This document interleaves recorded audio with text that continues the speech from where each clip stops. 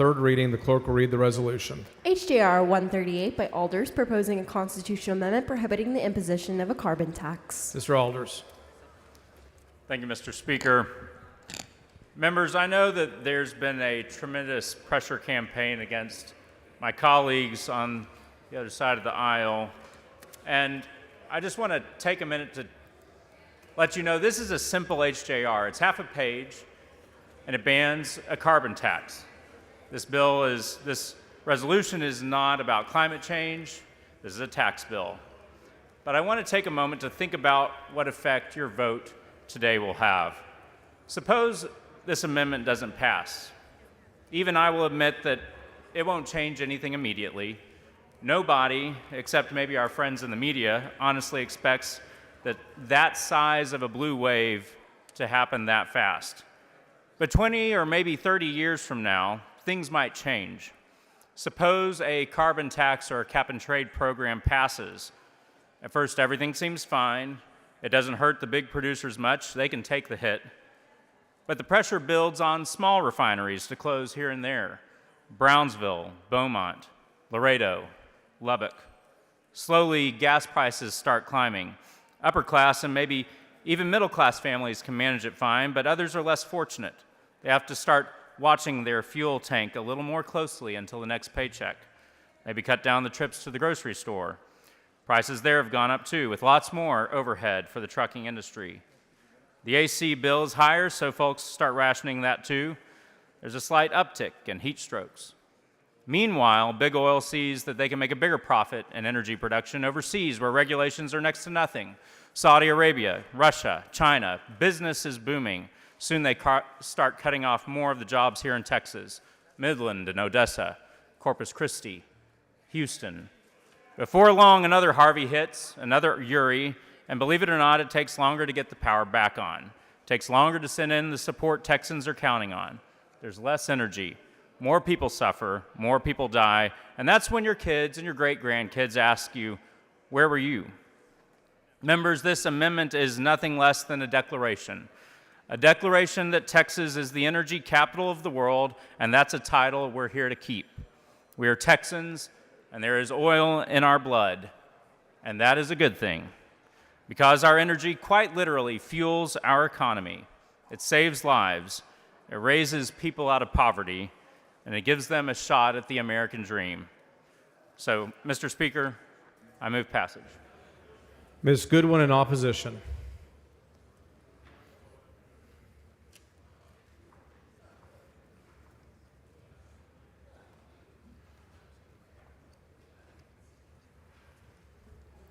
Thank you, Mr. Speaker. Members, we are about to vote on a bill that doesn't do anything. It says we can't do something. We are about to pass a bill that supports industries that emit carbon into the atmosphere. This includes not only the oil and gas industry, but also industries like concrete. This bill lets them know that we don't care if they change the way they do business. It will stifle innovation, which has led to cleaner and more sustainable products and processes. We should be having a robust discussion about what impacts carbon emissions are having and how we can minimize the negative impacts. A week ago Saturday, there was a 5.5 magnitude earthquake in West Texas caused by fracking activities. How many more earthquakes will it take before we do pay attention and do something about it? If earthquakes don't concern you, maybe water use does. Last week, I was asked by a reporter to comment on a story about the impacts of surface water sales for oil and gas drilling, or fracking, on the Pecos River and the Rio Grande.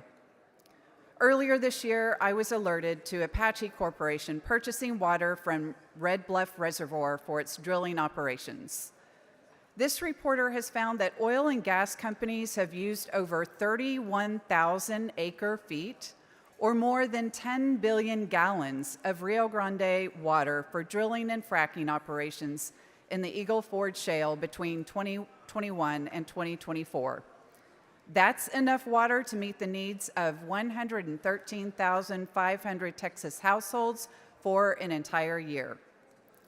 At the Red Bluff Reservoir on the Pecos River, Daniel Arant of Kingsley Water boasts he has sold more than 75 million barrels of water, or 3.15 billion gallons of water, for oil and gas operations since 2016.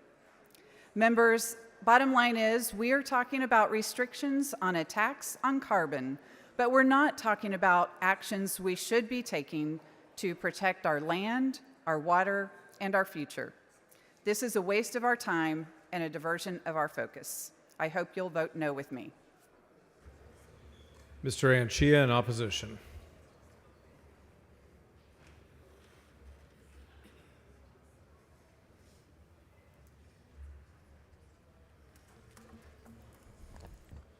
Thank you, Mr. Speaker and members.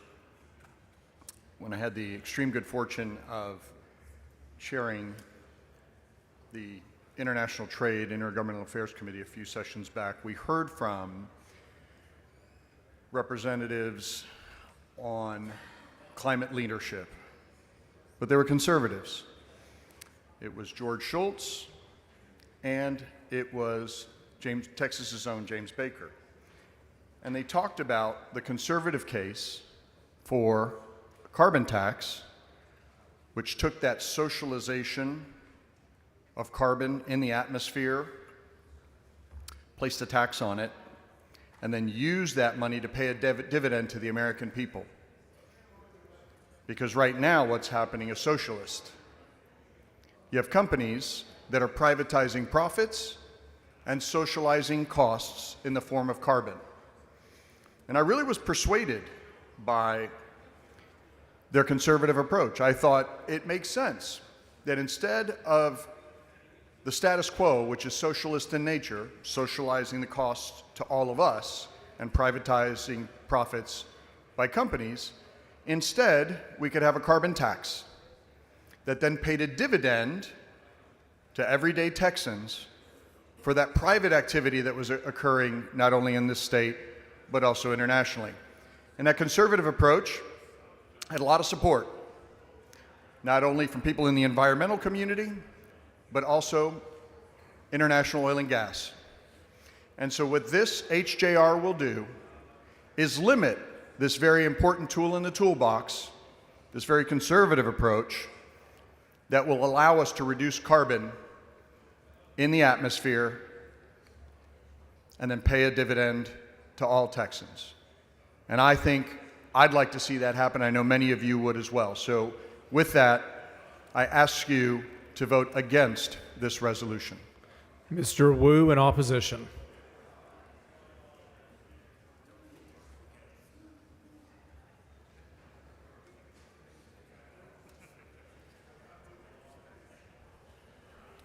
Members, once again, we are back here on a messaging bill that again continues to deny the reality that the entire rest of the world has recognized, that our planet is going through climate change, that our climate is becoming more and more unstable, that everything that we see that's out there is leading us to the same conclusion around the world, no matter what industry we're talking about, that if we do not do something about climate change, this will be the single greatest threat to the existence of humans on this planet that we have seen in millennia.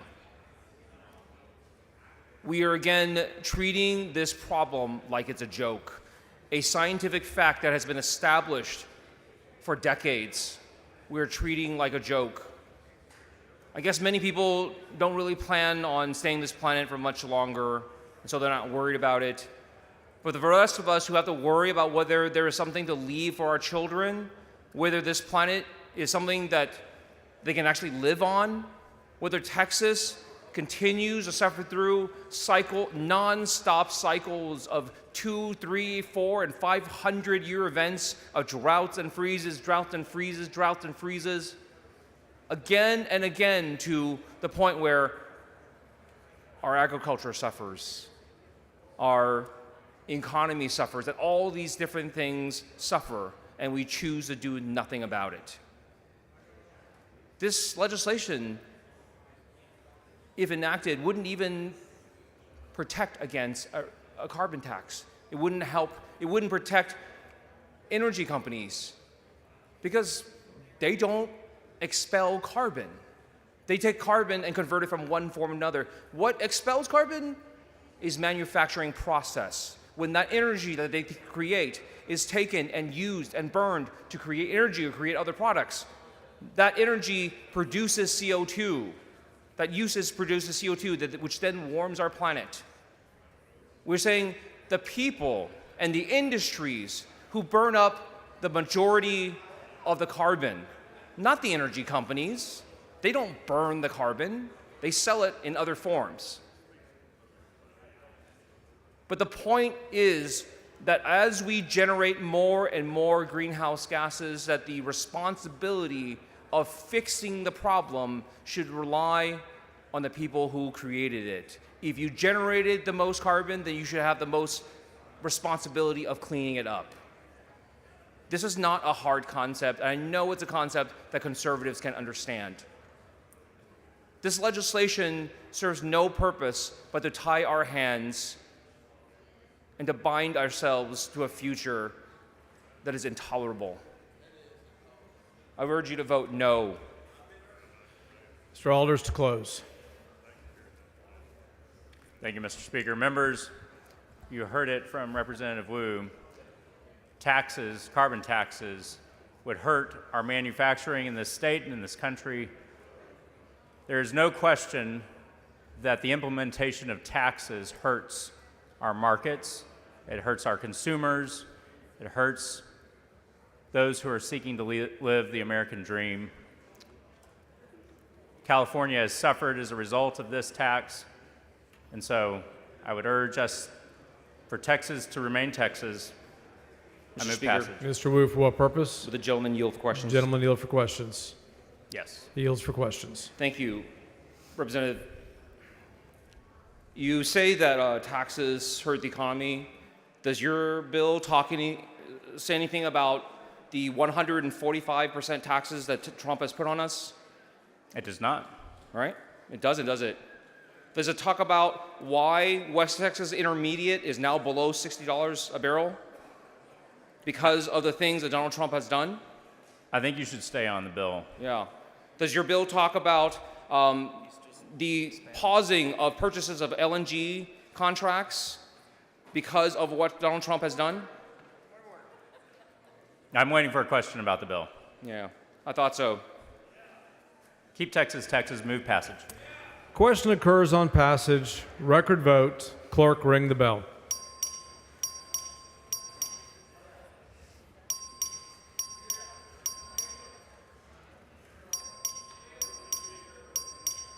Mr. Tinderholt voting aye. Have all members voted?